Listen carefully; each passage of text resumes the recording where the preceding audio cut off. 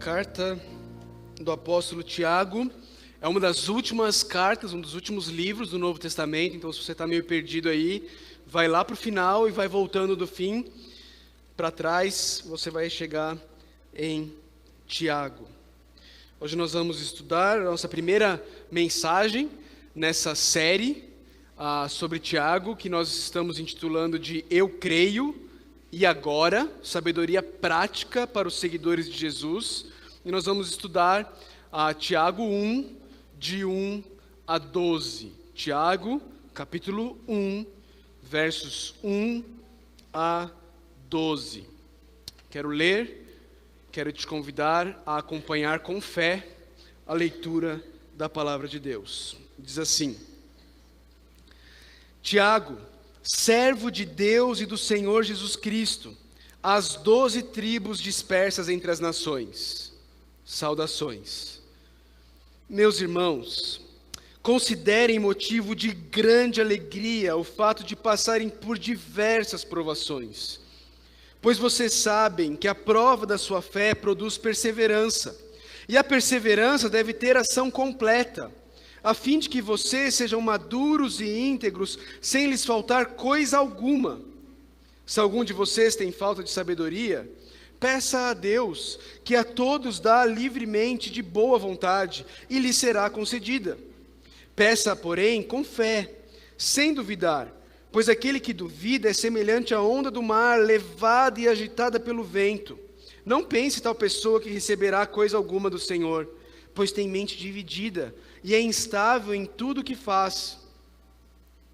O irmão de condição humilde deve orgulhar-se quando estiver em elevada posição, e o rico deve orgulhar-se caso passe a viver em condição humilde, porque o rico passará como a flor do campo, pois o sol se levanta, traz o calor e seca a planta. Cai então a sua flor e a sua beleza é destruída. Da mesma forma, o rico murchará em meio aos seus afazeres. Feliz é o homem que persevera na provação, porque depois de aprovado, receberá a coroa da vida que Deus prometeu aos que o amam. Vamos orar? Senhor Deus, nós estamos diante da Tua palavra, Pai, e submissos a ela nós nos colocamos. Nós reconhecemos a nossa condição e suplicamos ao Senhor que, por favor, Deus, o Senhor use a Tua palavra de forma poderosa nessa noite, Deus. Usa a Tua palavra de forma poderosa na minha vida. Usa a Tua palavra de forma poderosa na vida daqueles meus irmãos, minhas irmãs que estão aqui nessa noite e que já conhecem o Senhor Jesus Cristo como Salvador de suas vidas. Usa, meu Deus, de forma poderosa a Tua palavra na vida dos meus amigos e minhas amigas que estão aqui procurando, buscando. Senhor, tem misericórdia de nós, Deus. Usa a Tua palavra nessa noite na vida de cada um de nós. Ministra aos nossos corações. Que o Teu Santo Espírito tome a palavra que Ele inspirou e penetre fundo no nosso coração com ela, nos encorajando, nos consolando, nos confrontando, nos exortando, nos chamando a uma vida que reflita de forma coerente a fé que nós afirmamos ter. Nós oramos no nome precioso do nosso Senhor e Salvador, o Senhor Jesus Cristo. Amém. A carta começa como a maioria das cartas do Novo Testamento e da época começavam, com uma apresentação de quem está escrevendo a carta. O autor, ele se apresenta pelo nome dele, ele diz que ele é Tiago. Agora, se você já leu o Novo Testamento, você provavelmente já percebeu que existem alguns Tiagos no Novo Testamento. Apenas entre os 12 apóstolos você tem 2 Tiagos. Tiago, irmão de João, e Tiago, o filho de Alfeu, também conhecido como Tiago Menor. Você tem alguns Tiagos que aparecem na Bíblia, mas esse Tiago que está escrevendo essa carta é o Tiago, irmão de Jesus. Se você acompanhar comigo, lá no Evangelho de Marcos, no capítulo 6, versículo 3, nós lemos assim: não é este o carpinteiro, está falando sobre Jesus, filho de Maria e irmão de Tiago, José, Judas e Simão? Não estão aqui conosco as suas irmãs? E ficavam escandalizados por causa dele. Ok? Nós aprendemos logo no início do Evangelho de Marcos que Jesus tinha um irmão chamado Tiago. Algumas pessoas vão afirmar que não eram irmãos, eram primos, especialmente para defender a teologia católica da eterna virgindade de Maria, de que Maria havia permanecido virgem para sempre. Mas o texto bíblico, o texto do Novo Testamento, ele é claro em afirmar que Jesus tinha não apenas irmãos, mas também tinha irmãs. José e Maria tiveram filhos, que eram meio-irmãos de Jesus. Não é? Jesus não era filho legítimo de sangue de José, apenas de Maria. Esses todos os outros eram filhos dos dois.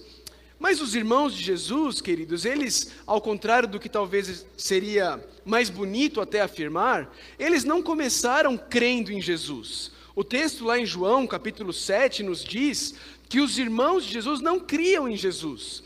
João 7, de 1 a 5, diz assim: depois disso, Jesus percorreu a Galileia, mantendo-se deliberadamente longe da Judeia, porque ali os judeus procuravam tirar-lhe a vida. Mas ao se aproximar a festa judaica das cabanas, os irmãos de Jesus lhe disseram: você deve sair daqui e ir para a Judeia, para que os seus discípulos possam ver as obras que você faz. Ninguém que deseja ser reconhecido publicamente age em segredo. Visto que você está fazendo estas coisas, mostre-se ao mundo, pois nem os seus irmãos criam nele. O que eles estavam fazendo? Você não é o Messias? Você não é aí o que cura gente, o que faz as coisas? Vai para os grandes centros, vai para São Paulo. Por que você não vai e abre um show lá em Nova York? Era isso que os irmãos de Jesus estavam falando para Jesus. Porque o texto bíblico nos diz que nem os irmãos dele criam nele. Mas isso mudou. Isso mudou depois que Jesus morreu e ressuscitou. Paulo, quando escreve sobre a ressurreição de Jesus, lá em 1 Coríntios capítulo 15, ele diz que Jesus apareceu a Tiago e então a todos os apóstolos. O irmão de Jesus vê Jesus ressurreto e isso muda tudo na vida dele. Ele que antes não cria em Jesus, desdenhava de Jesus, falava para Jesus: vai para os grandes centros, porque você não vai se mostrar, você não é o cara. Ele vê Jesus, ele vê Jesus Cristo, o irmão dele que havia sido crucificado, vivo de novo, ressurreto, com as marcas da crucificação. E ele crê em Jesus. E quando nós chegamos no livro de Atos, nós encontramos os discípulos reunidos orando, ali em Atos capítulo 1, diz assim: quando chegaram, subiram ao aposento onde estavam hospedados, achavam-se presentes Pedro, João, Tiago, André, Filipe, Tomé, Bartolomeu e Mateus, Tiago, filho de Alfeu, Simão, o Zelote, e Judas, filho de Tiago. Todos eles se reuniam sempre em oração com as mulheres, inclusive Maria, a mãe de Jesus, e com os irmãos dele. Agora, os irmãos de Jesus estavam se reunindo com os discípulos, e agora eles estavam orando, agora eles criam, porque agora eles viram o irmão deles, que dizia que era Deus, vencer a morte, e estar vivo de novo, depois de ter passado pela cruz. O tempo passa, e quando nós chegamos em Atos capítulo 15, existe uma controvérsia. Os judeus que se converteram querem que os gentios que estão se convertendo se circuncidem. E existe uma discussão. Paulo e Barnabé vão até os discípulos em Jerusalém para falar com eles, porque está causando problema no mundo gentílico onde eles estão pregando o evangelho. Existe uma grande discussão lá em Atos 15, muitas pessoas falam, cada um dá a sua opinião, a sua ideia, até que chega o versículo 13. Quando terminaram de falar, Tiago tomou a palavra e disse: irmãos, ouçam-me.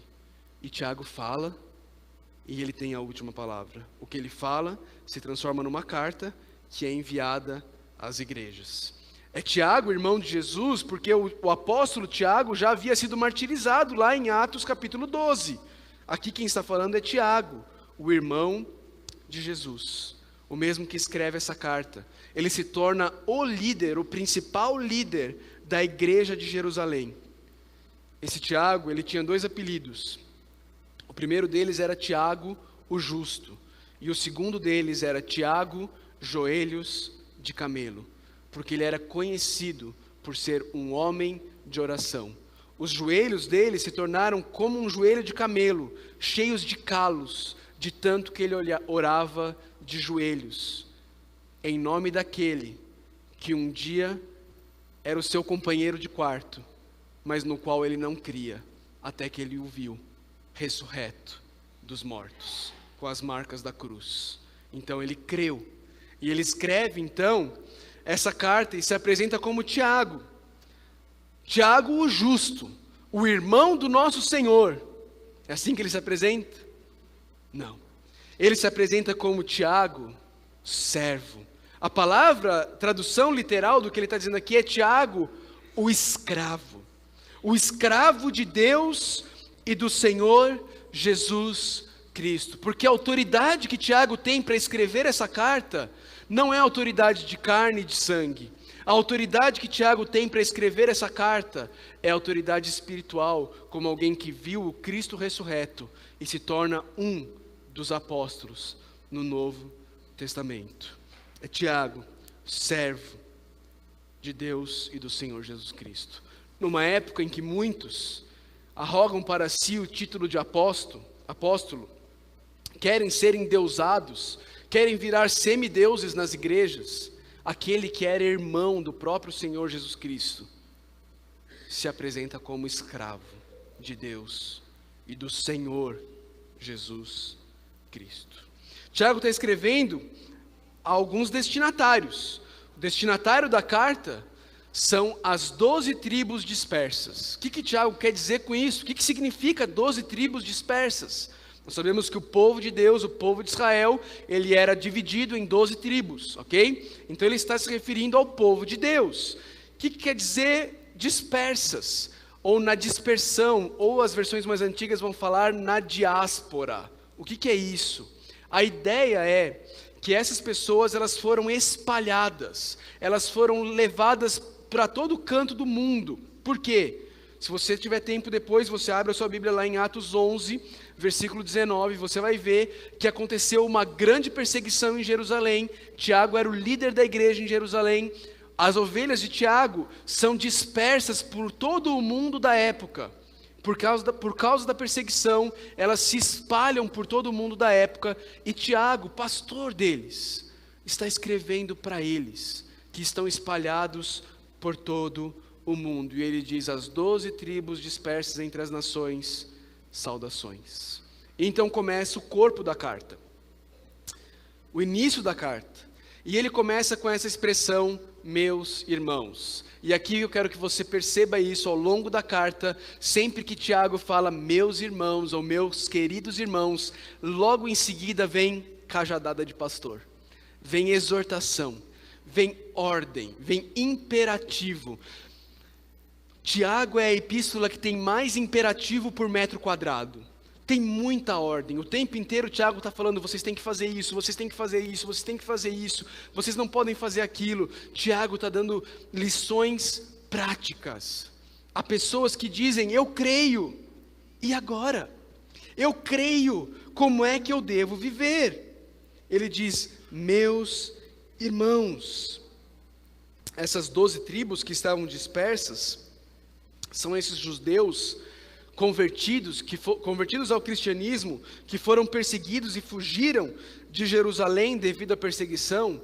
Tiago escreve para essas pessoas que são ovelhas dele, e ele escreve a esses irmãos com o objetivo de encorajá-los a colocar a fé deles em prática, mesmo nas circunstâncias e situações mais difíceis da vida em um mundo caído.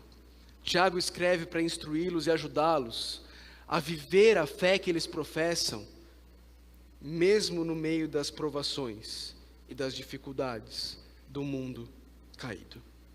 E ele diz: meus irmãos, considerem motivo de grande alegria o fato de passarem por diversas provações.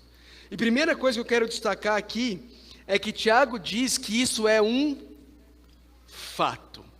Ele não diz assim: considerem um motivo de grande alegria se por um acaso vocês passarem por diversas provações.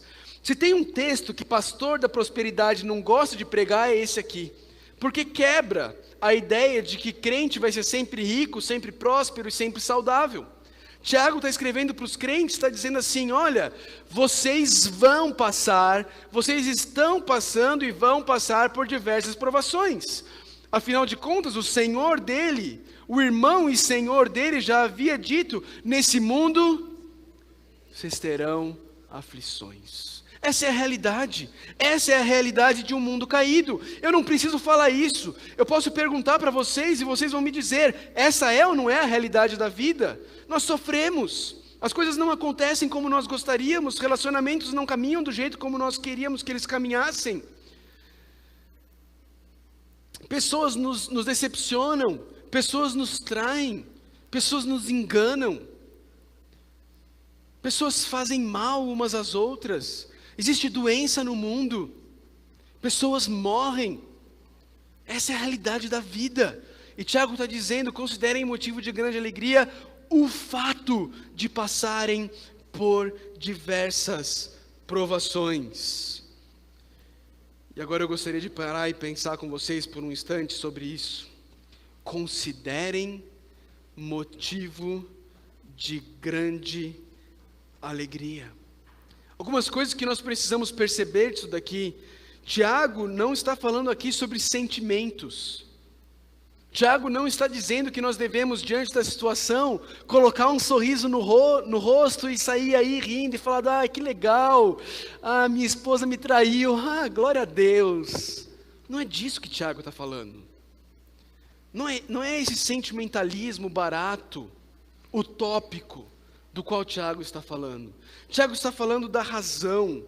Tiago está falando de uma razão e de um raciocínio que governa os nossos sentimentos, que embasa os nossos sentimentos. Ele está dizendo: considerem, ponderem, pensem, percebam que o fato de passarmos por diversas provações pode nos trazer e deve ser motivo de grande alegria. Deve ser motivo de grande alegria. Por que deve ser motivo de grande alegria? O texto continua e no versículo 3, ele nos dá um motivo. Ele diz assim no versículo 3, pois, e quando a gente encontra essa preposiçãozinha pois, a gente percebe que ele está trazendo motivo, razão, o porquê daquilo. Por que eu e você podemos e devemos considerar por motivo de grande alegria o fato de passarmos por diversas provações? Pois vocês sabem que a prova da sua fé produz perseverança. Tiago está apelando para o senso comum. Tiago está apelando para a experiência de vida de todos nós. Como é que eu e você crescemos em perseverança?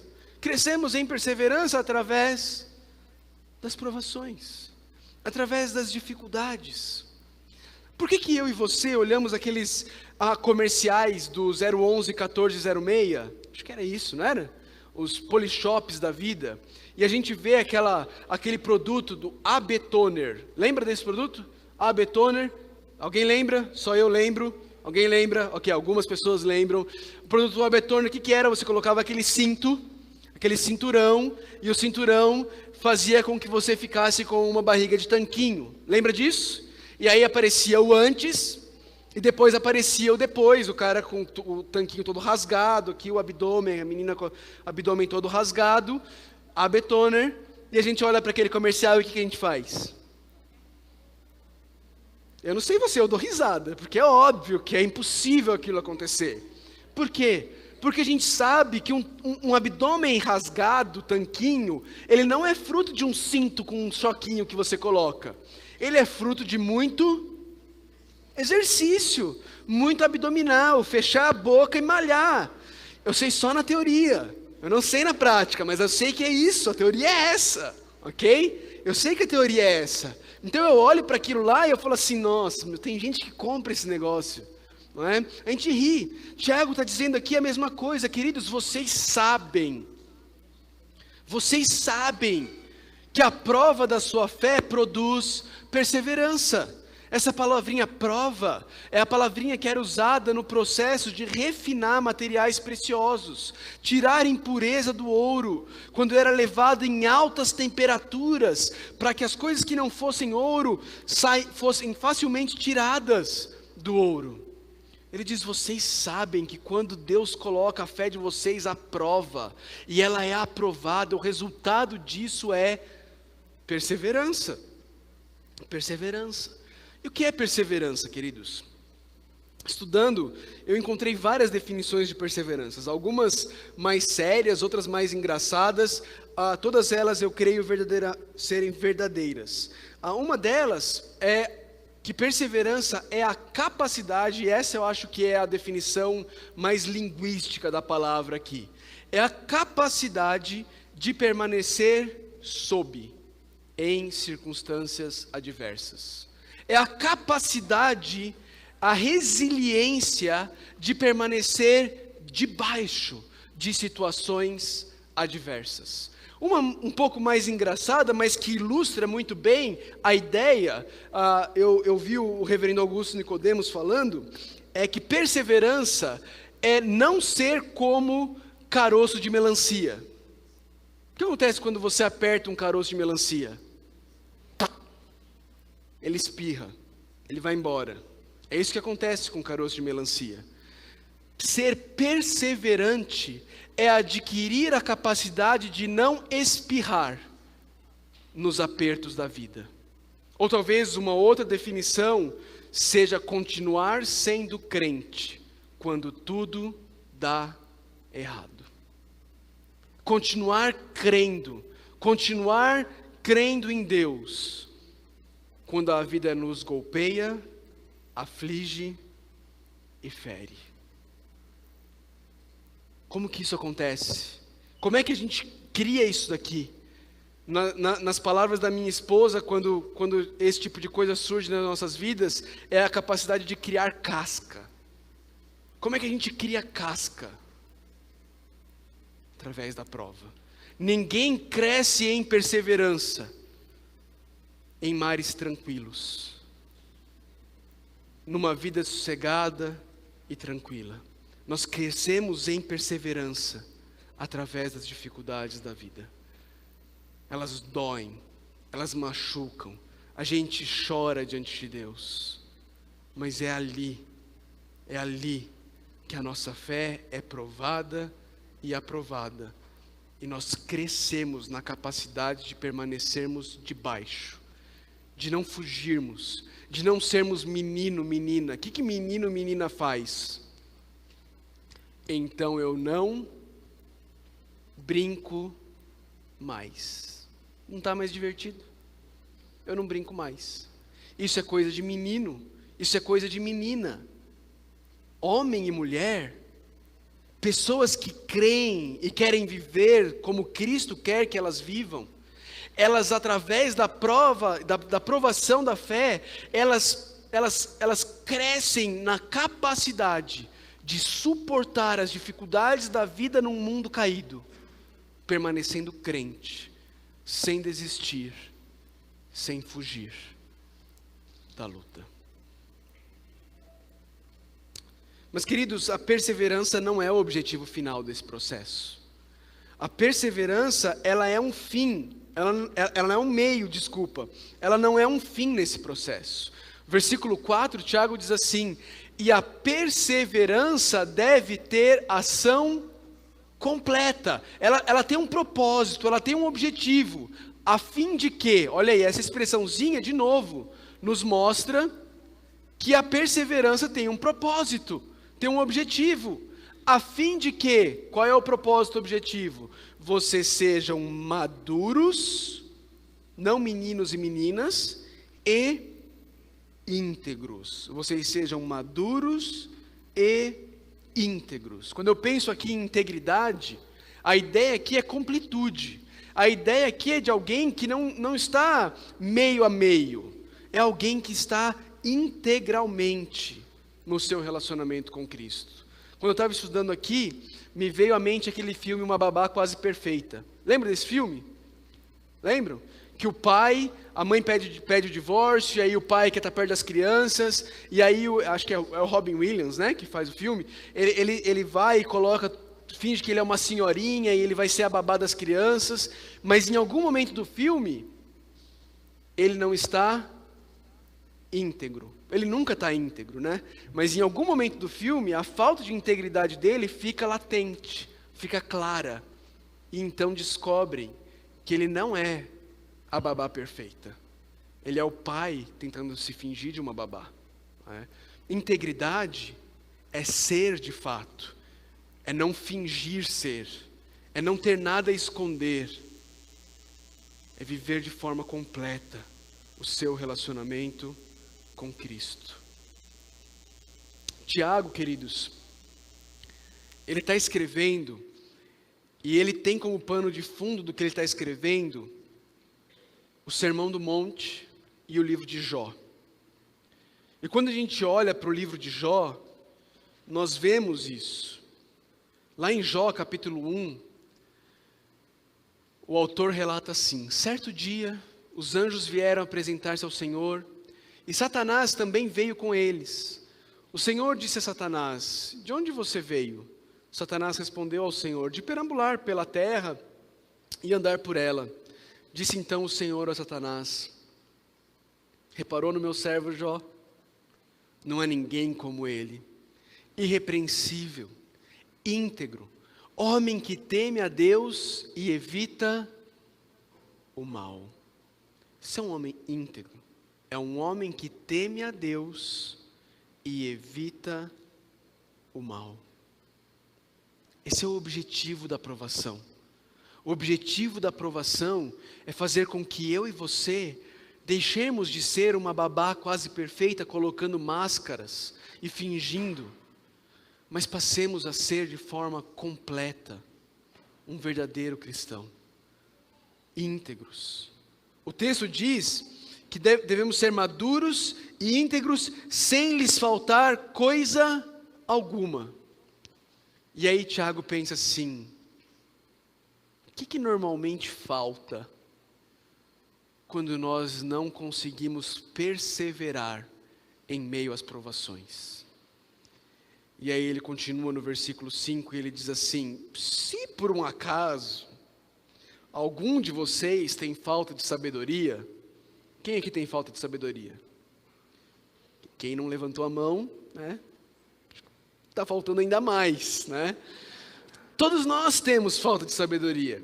Todos nós muitas vezes a gente não sabe o que fazer, a gente não sabe como lidar com a situação. Se algum de vocês tem falta de sabedoria, porque a gente precisa de sabedoria no meio da provação. Ele diz assim: se algum de vocês tem falta de sabedoria, peça a Deus. Tiago está dizendo, queridos, se tem uma coisa que eu e você precisamos em meio à provação, essa coisa é sabedoria. E sabedoria aqui, meu irmão, minha irmã, não é conhecimento. Sabedoria aqui não é ter entendimento das coisas, ser uma enciclopédia, ter estudo. Não. Sabedoria, queridos, na Bíblia, é a capacidade de pegar a verdade de Deus e aplicá-la às situações práticas do dia a dia. Isso é uma pessoa sábia, é uma pessoa que entendeu quem Deus é, entendeu o que Deus fez, quem nós somos, e ela é capaz de pegar essas verdades e aplicar às questões práticas do dia a dia. E Tiago diz: se alguém tem falta de sabedoria, peça a Deus.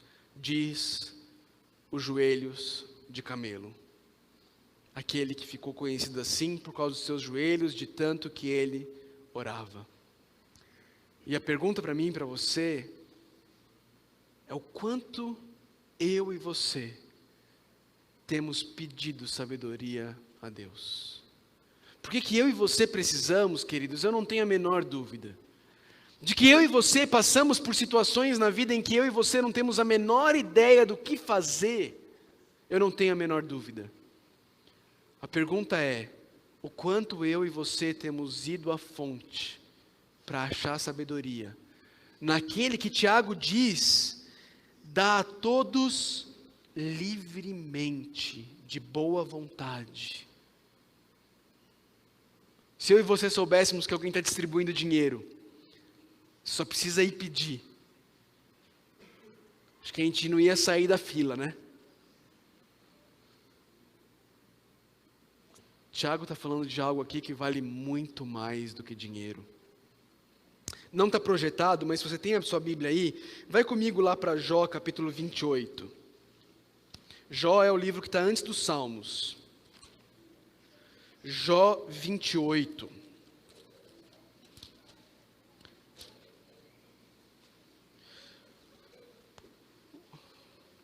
Os primeiros 27 capítulos, existe um grande debate aí entre Jó e os amigos dele sobre sabedoria. Os amigos dele falando que Jó não é sábio, que não sei o que lá, e tarará, tarará, tarará, até que Jó resolve falar algo. E Jó vira no capítulo 28, verso 12 em diante, ele diz assim: onde, porém, se poderá achar sabedoria? Onde habita o entendimento? O homem não percebe o valor da sabedoria, ela não se encontra na terra dos viventes. O abismo diz, em mim não está. O mar diz, não está comigo.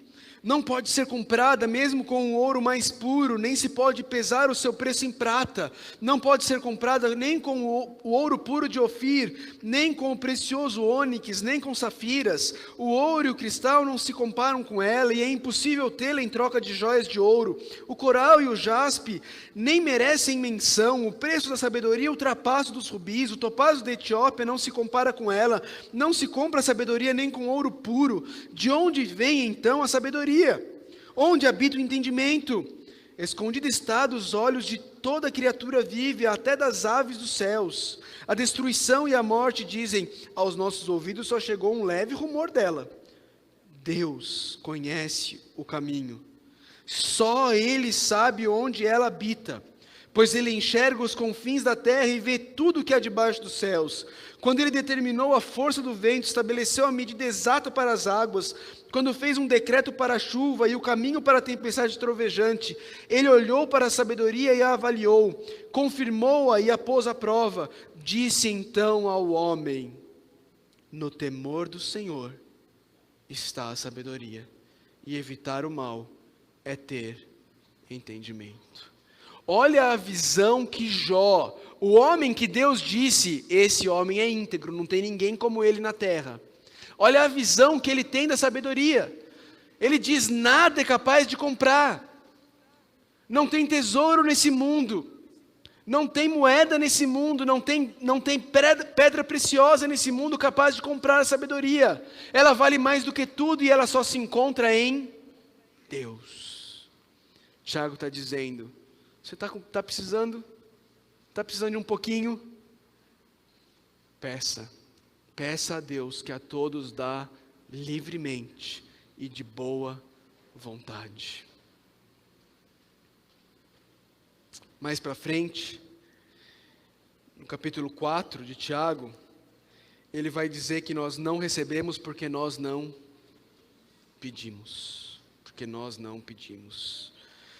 João Calvino diz assim, como vemos que o Senhor não requer de nós o que está além da nossa capacidade, mas que está pronto a nos ajudar se pedirmos. Aprendemos então, sempre que Ele pedir qualquer coisa, a pedir a Ele a capacidade para realizar o que Ele pede. Queridos, existem momentos nas nossas vidas que são extremamente difíceis. Que nós olhamos para algumas circunstâncias, situações, e nós olhamos e falamos assim, eu não sei o que fazer. Eu não consigo ver solução, eu não consigo ver saída. Sabe o que Tiago está falando? Existe alguém que sabe. E esse alguém que sabe, ele quer compartilhar a sabedoria dele com você. Peça. Mas peça Diz Tiago no versículo 6, peça com fé, sem duvidar, porque aquele que duvida é semelhante à onda do mar, levada e agitada pelo vento. Não pense tal pessoa que receberá coisa alguma do Senhor, pois tem mente dividida e é instável em tudo o que faz. Tiago inventou essa expressão, mente dividida. Ele inventou, nunca no grego usaram a palavra que Tiago usou aqui, dipsikos, alma dupla. A ideia aqui é de alguém que tem uma alma que não tem âncora. A ideia aqui é de alguém que tem duas almas dentro da mesma pessoa. Ela está dividida. Ela está dividida em tudo o que ela faz. Ela é instável. Essa pessoa sofre de labirintite espiritual. Ela é agitada, levada de um lado para o outro. É alguém em quem você nunca pode contar. Porque ela uma hora está bem, na outra hora não. Uma hora ela crê, na outra hora ela não tem tanta certeza assim. Ela é instável. Ela é instável. Ela está dividida em tudo o que ela faz. Tiago diz, olha, essa pessoa, não pense que ela vai receber qualquer coisa do Senhor. Ela não crê. Se você for pedir sabedoria a Deus, peça com fé. Peça crendo que Ele vai te dar. Porque Ele prometeu que Ele vai te dar. Ele prometeu que Ele vai te dar. Em seguida, queridos, nos versos 9 a 11, Tiago vai ilustrar aquela que talvez seja a grande prova da nossa fé.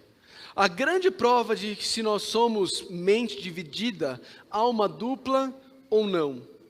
A prova do dinheiro. Ele diz assim no versículo 9. O irmão de condição humilde deve orgulhar-se quando estiver em elevada posição.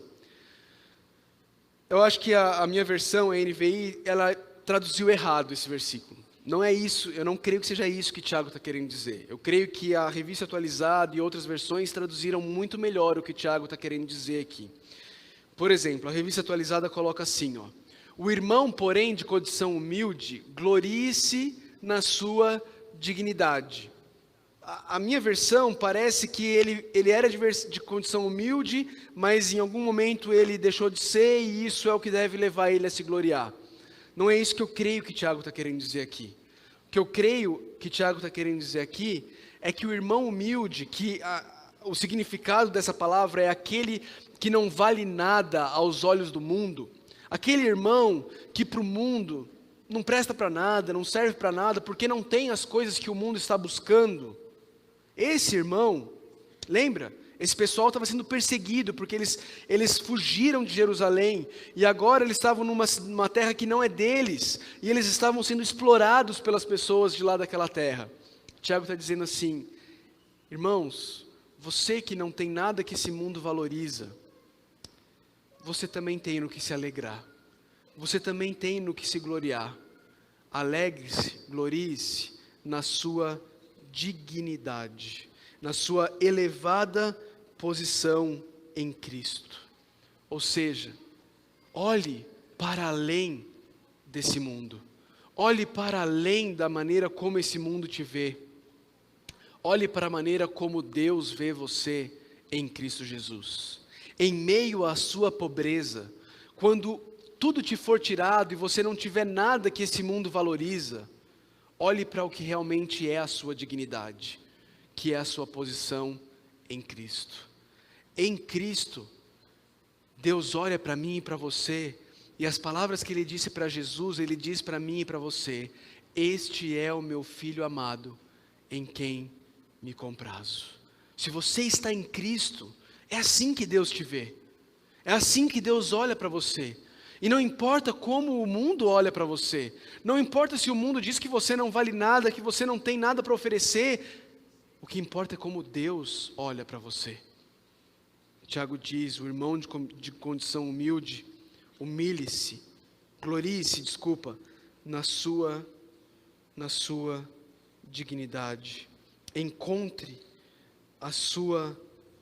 o motivo do seu orgulho na sua dignidade. Tiago está aqui ecoando algo que Jeremias, lá no capítulo 9, versos 23 e 24, disse. O profeta Jeremias, ele diz assim, Jeremias 9, 23 e 24, assim diz o Senhor, não se glorie o sábio em sua sabedoria, nem o forte em sua força, nem o rico em sua riqueza, mas quem se gloriar, glorie-se nisto, em compreender-me e conhecer-me, pois eu sou o Senhor, e ajo com lealdade, com justiça e com retidão sobre a terra, pois é dessas coisas que me agrado, declara o Senhor. Quem for gloriar-se, glorie-se em conhecer-me, glorie-se no fato de ter um relacionamento com o Senhor. É isso que Tiago está dizendo para o pobre. É isso que Tiago está dizendo para aquele que o mundo olha e não dá valor. Em meio às provações, quando os tesouros dessa vida te forem tirados, Tiago está dizendo, você tem no que se gloriar. Glorie na sua dignidade que se encontra em Cristo. Mas e o rico? O rico deve orgulhar-se, aqui de novo, a NVI para mim comete um erro. O rico deve orgulhar-se caso passe a viver em humildade. Não. E o rico, diz a revista atualizada, deve gloriar-se na sua insignificância, porque ele passará como a flor da erva. Ele deve gloriar-se naquilo que o mundo despreza nele. Porque ele está falando para irmãos em Cristo. E ele está dizendo, você que é irmão em Cristo e é rico, o seu orgulho não deve ser no que você tem. O seu orgulho deve estar naquilo que o mundo despreza em você. O fato de você ser um coparticipante de Cristo nos sofrimentos dele. Isso é a sua insignificância. Você é um dos loucos desse mundo.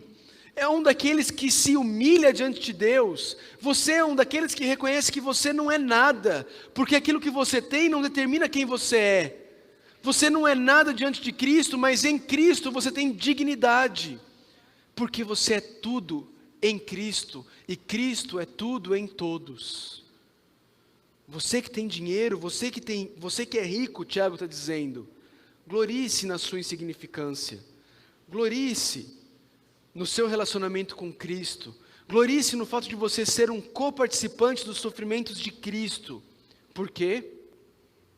Porque as coisas que você tem passarão como a flor da relva. O sol se levanta, traz o calor e seca a planta. Cai então a sua flor e a sua beleza é destruída. Da mesma forma o rico murchará em meio aos seus afazeres. As suas riquezas passarão. Eu e você passaremos. Não se glorie no que você tem, porque hoje você tem. Talvez amanhã você não tenha. E quando você não tiver mais, se a sua alegria, a sua glória estiver naquilo que você tem, você não vai ser capaz de ser perseverante no meio da provação. Glorie-se na sua insignificância. Essa é a ilustração da maior prova da nossa fé. Se nós somos almas divididas, almas sem âncoras ou não. E reflete o ensino de Jesus no Sermão do Monte, onde ele diz, ninguém pode servir a dois senhores, pois odiará um e amará o outro, ou se dedicará a um e desprezará o outro. Vocês não podem servir a Deus e ao dinheiro. E perceba, queridos, essa não é uma questão de quanto dinheiro você tem. Você pode ser extremamente pobre e ser um servo do dinheiro. E achar que você só vai ser alguém o dia que você tiver dinheiro. E você pode ser extremamente rico e ter o mesmo problema. Achar que a sua dignidade vem das suas riquezas. Você não pode servir a dois senhores. Você não pode ter uma alma que serve a Deus e uma alma que quer servir ao dinheiro. Você não pode ser uma mente dividida. Então Tiago encerra esse trecho, voltando aos temas com os quais ele começou. Olha para os versículos 3 e 4 aí. 2, 3 e 4, na verdade. Lá nos versículos 2, 3 e 4, você encontra Tiago falando sobre alegria, provações, aprovação da fé e perseverança. Não é isso? O que é que você encontra no verso 12? Feliz é o homem que persevera na provação, porque depois de aprovado, receberá a coroa da vida que Deus prometeu aos que o amam. Tiago volta ao tema. Tiago agora vai fechar o argumento dele, pelo menos por um instante. Você vai perceber que Tiago é muito diferente de Paulo. Não tem um raciocínio lógico, não tem um argumento sendo construído. A estrutura de Tiago parece muito com as nossas vidas. O caos está presente, né? Então não tem muita lógica aqui. Ele volta nos temas frequentemente. Mas ele volta aqui para dizer: feliz é o homem que persevera na provação. No mundo da época, e hoje também, existem dois conceitos de felicidade. Existe o conceito pagão de felicidade e existe o conceito cristão de felicidade.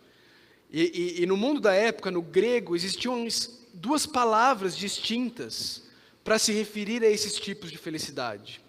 A primeira felicidade, a felicidade pagã, que é um conceito grego de felicidade, é uma felicidade que se baseia na ausência da dor e do sofrimento. Como alguém é feliz? Alguém é feliz quando na vida dessa pessoa não tem dor e não tem sofrimento. Então o que a pessoa busca na vida dela?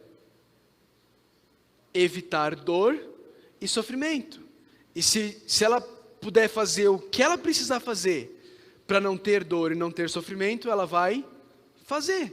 Porque para ela ser feliz é não ter dor e sofrimento. E aí ela está disposta a fazer o que for para não sofrer e para não sentir dor.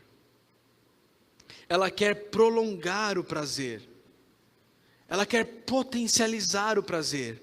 E se alguém ou algo se coloca entre ela e o prazer, ela vai fazer o que for necessário para tirar esse algo ou esse alguém do caminho dela.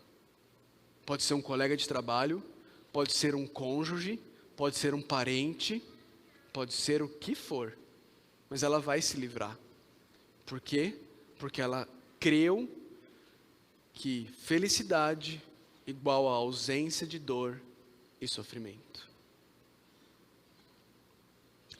Mas o conceito bíblico de felicidade, ele é muito diferente disso. O conceito bíblico de felicidade, ele vem da palavrinha makarios. São os bem-aventurados. A mesma palavrinha que Jesus usou lá no Sermão do Monte para falar sobre as bem-aventuranças. Lembram? É a mesma palavrinha que Tiago está usando aqui. E lá no Sermão do Monte, Jesus fala que os bem-aventurados ou os felizes são os pobres, são os que choram, são os humildes, são os que têm fome e sede de justiça, ou seja, são os injustiçados. Sabe o que Tiago e Jesus estão dizendo para mim e para você? Tiago e Jesus estão dizendo para mim e para você, queridos, que é possível estar chorando e ser feliz. Que é possível ser pobre e ser feliz. Que é possível ser humilhado e ser feliz. Que é possível ser injustiçado e ser feliz. Porque felicidade não depende das circunstâncias externas de nossa vida, mas felicidade verdadeira depende do meu e do seu relacionamento com aquele que nos amou e nos salvou. É ali que nós encontramos a verdadeira felicidade. É possível ser feliz. É possível ser feliz em meio às mais diversas provações dessa vida. Quero terminar trazendo algumas aplicações para a gente. Primeiro, meu irmão, minha irmã, eu quero te chamar a não deixar seus sentimentos te enganarem. No meio das provações, os seus sentimentos vão tentar falar mais alto. Os seus sentimentos vão tentar dizer que você precisa escapar disso o quanto antes. Os seus sentimentos vão dizer que não tem motivo para aquilo, que a sua vida é uma desgraça, que sua vida é um inferno, que Deus te abandonou. Os seus sentimentos vão te dizer que Deus está te punindo. Deixa eu te contar uma coisa. Se você está em Cristo, toda a punição que o seu pecado merece já foi derramado em Cristo, na cruz do Calvário. Seja qual for a dificuldade e sofrimento pelo qual você esteja passando hoje, não se engane pensando que aquilo é punição de Deus. Toda punição que eu e você merecíamos, Cristo já carregou na cruz por nós. Não deixe seus sentimentos te enganarem.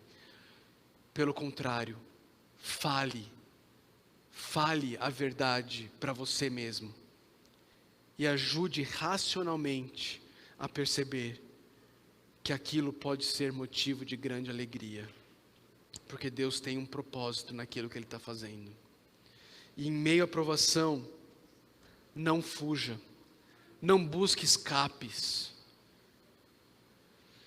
Quando Jó estava sendo provado, vieram vários emissários de Satanás, em formas de amigos, para dizer para ele: Jó, amaldiçoa o teu Deus e morre. Foge, Jó. Foge através do suicídio. Foge, Jó, através da bebedeira. Foge, Jó, usa um pouco de drogas. Foge, Jó, busca um relacionamento que vai te fazer mal. Foge, Jó, vai comprar, vai gastar o dinheiro que você não tem. Foge. Meu irmão, minha irmã, em meio à provação, não fuja. Não busque escapes. Não ataque os que estão caminhando ao seu lado na provação. Essa é uma outra tentação. A gente quer achar um culpado. E a gente começa a atacar aquelas pessoas que só querem nos ajudar, que só querem caminhar com a gente. Terceiro, não desperdice sua aprovação. Não desperdice a sua aprovação. Deus tem um propósito, Ele quer criar casca em você. Ele quer te tornar uma pessoa perseverante, uma pessoa íntegra, madura, completa. Clame a Deus por sabedoria para depender dEle. E para ter áreas de sua vida amadurecidas e completadas durante a aprovação. Não desperdice a sua aprovação.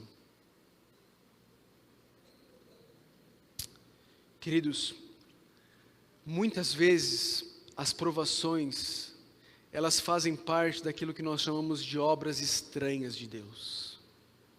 A gente olha para aquelas circunstâncias da nossa vida e a gente fala: isso aqui não é de Deus, não é possível que isso aqui é de Deus.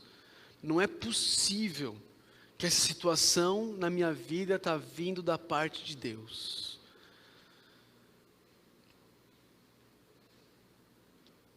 Mas eu queria te dizer, meu irmão, minha irmã, que nenhuma obra foi mais estranha do que a cruz. E nenhuma obra foi mais de Deus do que a cruz. A cruz de Deus, a cruz de Cristo, foi uma obra estranhíssima, mas foi obra de Deus por mim e por você. Feliz é o homem que persevera na aprovação, porque depois de aprovado, receberá a coroa da vida que Deus prometeu aos que o amam. No livro do Apocalipse, o próprio Senhor Jesus escreve cartas a algumas igrejas. Só tem uma igreja a qual Jesus não corrige o comportamento. É a igreja de Esmirna, uma igreja que estava sofrendo. Eu quero ler a carta de Jesus à igreja de Esmirna, para cada um de vocês, para mim e para todos nós. Para você que está passando por momentos de provação, de dor, de luta, de desespero, de não saber o que fazer, eu quero que você ouça as palavras de Jesus, o teu Senhor, o teu Salvador, aquele que carregou a cruz por você, que morreu por você. Eu quero que você ouça as palavras que Ele escreveu para você, nesse seu momento de dor. Jesus diz assim: ao anjo da igreja em Esmirna escreva: estas são as palavras daquele que é o primeiro e o último, que morreu e tornou a viver. Eu conheço as suas aflições e a sua pobreza. Mas você é rico. Conheço a blasfêmia dos que se dizem judeus, mas não são, sendo antes sinagoga de Satanás. Não tenha medo do que você está prestes a sofrer. O diabo lançará alguns de vocês na prisão para prová-los, e vocês sofrerão perseguição durante 10 dias. Seja fiel até a morte. Persevere, permaneça debaixo, e eu lhe darei a coroa da vida. Aquele que tem ouvidos, ouça o que o Espírito diz às igrejas. O vencedor, de modo algum, sofrerá a segunda morte. Eu conheço as suas aflições e a sua pobreza. O teu Senhor está falando isso para você nessa noite. Eu conheço. E Ele conhece, meu irmão, minha irmã, não é de ouvir falar. Ele conhece, porque Ele experimentou. Ele foi afligido e oprimido. Ele foi traspassado pelas nossas transgressões. Ele conhece. Ele sabe pelo que você está passando. E Ele diz para mim e para você nessa noite: não tenha medo. Seja fiel até a morte, e eu lhe darei a coroa da vida. Se não for por Ele, nenhum de nós aqui é capaz de permanecer debaixo. Se não for por Ele, todos nós escapamos como a semente da melancia. Mas Ele conhece as nossas aflições. Não tenhamos medo. Busquemos a Ele, para que possamos permanecer fiéis, perseverantes, debaixo até o fim, quando então receberemos a coroa da vida. Vamos orar. Senhor Deus, somos tão incapazes, Deus. Somos tão fracos. Diante das dificuldades da vida, diante dos sofrimentos, das aflições, às vezes até pequenas, Deus, diante de tanto sofrimento que existe nesse mundo. Nós nos achamos coitados, nós nos damos tapinha no ombro, nós queremos fugir, queremos evitar, questionamos o Senhor. Mas Pai, graças te damos, porque o Senhor conhece as nossas aflições. O Senhor não é um Deus distante que está sentado no trono, dizendo: esforcem-se, esforcem-se, eu quero ver quem consegue me agradar. O Senhor se fez homem, o Senhor habitou entre nós, o Senhor sofreu as nossas dores, o Senhor foi transpassado pelas nossas transgressões. A ferida que nos traz a paz foi encontrada em Ti. Graças te damos porque nós temos um sumo sacerdote que é capaz de se compadecer de nós, porque foi testado e aprovado em todas as coisas. E é porque nós temos esse sumo sacerdote, Deus, que nós corajosos e ousadamente nos chegamos até o Teu trono de graça e clamamos por graça e misericórdia para esse momento. Senhor, o Senhor conhece cada uma das situações aqui. O Senhor sabe cada um dos meus irmãos aqui, irmãos e irmãs que estão sofrendo, que estão enlutados, que estão se perguntando nessa noite: por que, Deus? Estão caminhando pelo vale da sombra da morte, estão vendo sonhos, projetos futuros ruírem, e estão se perguntando por quê. Pai, eu peço que o Senhor os console.